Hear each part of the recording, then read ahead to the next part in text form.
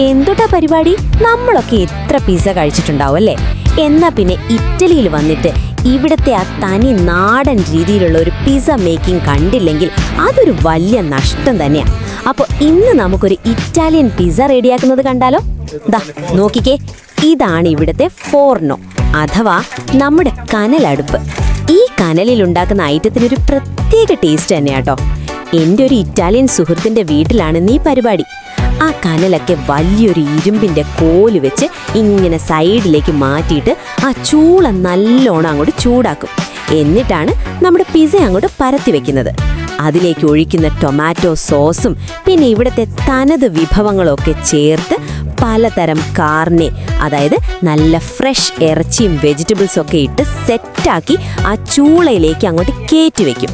കനലിൻ്റെ ആ ചൂടിൽ കിടന്ന് അതൊന്ന് മൊരിഞ്ഞു വരുമ്പോഴുണ്ടല്ലോ, എൻ്റെ സാറേ, ആ മണം കേട്ടാൽ തന്നെ നമ്മൾ അറിയാതെ അങ്ങോട്ട് പാറിപ്പോവും.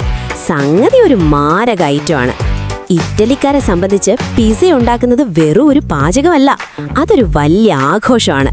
എല്ലാവരും കൂടി ഒത്തുകൂടി വർത്തമാനമൊക്കെ പറഞ്ഞ് ചിരിച്ച് കളിച്ചുള്ള ഒരു വലിയ സെലിബ്രേഷൻ.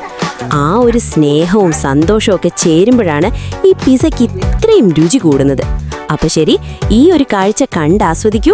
അടുത്തൊരു കിടിലൻ വിശേഷവുമായി ഞാൻ വേഗം വരാം. അതുവരെ എല്ലാവരും ഒന്ന് വെയിറ്റ് ചെയ്യണേ.